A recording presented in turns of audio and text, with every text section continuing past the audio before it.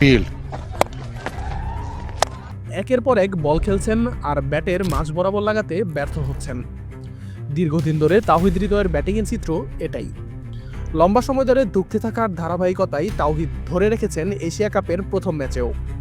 ৩৬ বলে ৩৫ রানের ইনিংসটা যতটা না তার সংগ্রামের গল্প বলছে, তাওহিদের ইনিংসের হাইলাইটসটা বোধহয় তার চেয়েও বেশি বিভীষিকাময়। হংকংয়ের বোলাররাও রীতিমতো নাচিয়ে ছেড়েছেন বাংলাদেশের এই স্টার বয়কে। শেষ অবধি ৯৭ স্ট্রাইক রেটের ইনিংস খেলে অপরাজিত থেকেছেন বটে, কিন্তু হৃদয়কে একাদশে রাখার আলোচিত সিদ্ধান্তকে সমালোচিত করেই ছাড়লেন বোধহয়। হৃদয় রান পাচ্ছেন না বিষয়টা মোটেও এমন না। পুরো বছর ধরেই বেশ ভালোই রান পাচ্ছেন হৃদয়, কিন্তু সমস্যা হচ্ছে হৃদয়ের রান করাটা দলের অবদানে কাজে লাগার বদলে দলের ক্ষতি করছে একের পর এক ইনিংসে। ঠিক একই ঘটনা ঘটেছে এশিয়া কাপের প্রথম ম্যাচেও। অপর প্রান্তে লিটন দাস দারুণ একটা ক্যাপ্টেন্স নক না খেললে হৃদয় বোধহয় আরও একবার দলকে বিপদেই ফেলতেন, এমনকি হংকংয়ের বিপক্ষেও।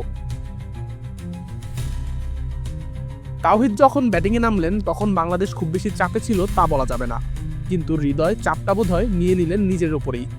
একের পর এক ডট বল খেলতে লাগলেন। যে বলগুলোতে সিঙ্গেলস ডাবলস নিলেন সেগুলোতেও যেন প্রতি বলেই ব্যর্থ হচ্ছিলেন পছন্দের শটটি খেলতে। যে ব্যাটার ১ বছর আগেও টি-20 বিশ্বকাপে দেশের সেরা ব্যাটার ছিলেন, সেই তিনি হংকংয়ের মতো দলের বিরুদ্ধেও এভাবে ধুঁকছেন, এটা দেখাটা রীতিমতো আশঙ্কাজনকই বটে। ৩৬ বলের ইনিংসে মোটে একটা ৪ মেরেছেন হৃদয়, বাকি প্রায় ৯০% বলেই স্ট্রাগল করেছেন। ম্যাচ শুরুর আগেও হৃদয়কে একাদশে রাখা হবে কিনা তা নিয়ে আলোচনা ছিল।